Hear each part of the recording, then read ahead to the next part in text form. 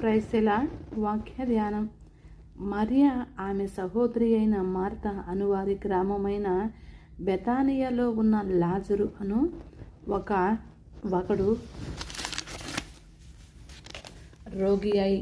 రోగి అయిను. ఈ లాజరు ప్రభువునకు అత్తర పూసి తల వెంట్రుకలతో ఆయన పాదములు తుడిచిన మరియాకు సహోదరుడు. అతని అక్క చెల్లెండ్లు, ప్రభువా, ఇదిగో నీవు ప్రేమించువాడు రోగి అయి ఉన్నాడని ఆయన యొద్దకు వర్తమానము పంపిరి. యేసు అది విని, ఈ వ్యాధి మరణం కొరకు వచ్చినది కాదు, కానీ దేవుని కుమారుడు దాని వలన మహిమపరచబడినట్లు దేవుని మహిమ కొరకు వచ్చినది అనెను. యేసు మార్త ఆమె సహోదరుని లాజరును ప్రేమించెను. అతడు రోగి అయి ఉన్నాడని యేసు విన్నప్పుడు తానున్న చోటునే ఇంకా 2 దినములు నిలిచెను.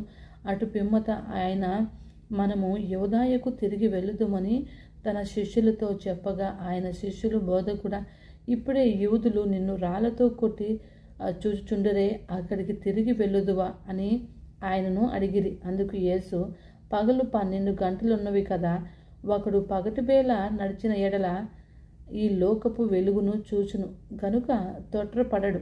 అయితే రాత్రివేళ ఒకడు నడిచిన ఎడల వాని యందు వెలుగు లేదు గనుక వాడు తొట్రలపడునని చెప్పెను. ఆయన ఈ మాటలు చెప్పిన తరువాత, మన స్నేహితుడైన లాజరు నిద్రించుచున్నాడు, అతని మేలుకొల్ప వెళ్ళుచున్నానని వారితో చెప్పగా, శిష్యులు, ప్రభువా, అతడు నిద్రించిన ఎడల బాగుపడును అనిరి. యేసు అతని మరణమును గురించి ఆ మాట చెప్పెను. కానీ వారు ఆయన నిద్ర విశ్రాంతిని గురించి చెప్పిననుకొనిరి. కావున యేసు, లాజరు చనిపోయిను, మీరు నమ్మునట్లు నేనక్కడ ఉండలేదని మీ నిమిత్తము సంతోషించుచున్నాను.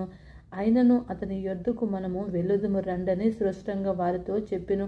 అందుకు దిద్దుమ అనబడిన తోమ ఆయనతో కూడా చనిపోవుటకు మనమును వెళ్ళుదుమని తన తోడు శిష్యులతో చెప్పెను. యేసు వచ్చి అది వరకే అతడు 4 దినములు సమాధిలో ఉండినని తెలుసుకొనెను.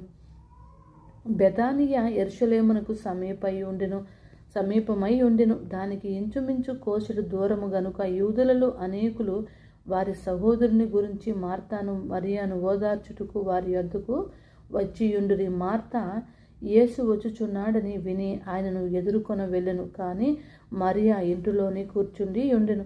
మార్త యేసుతో, ప్రభువా, నీవు ఇక్కడ ఉండిన ఎడల నా సహోదరుడు చావకుండును. ఇప్పుడైనను నీవు దేవుని ఏమడిగినను దేవుడు నీకు అనుగ్రహించును అని ఎరుగుదును అనెను. యేసు, నీ సహోదరుడు మరలా లేచునని ఆమెతో చెప్పగా, మార్త ఆయనతో, అంత్యదినమున పునరుత్థానమందు లేచునని మేమెరుగు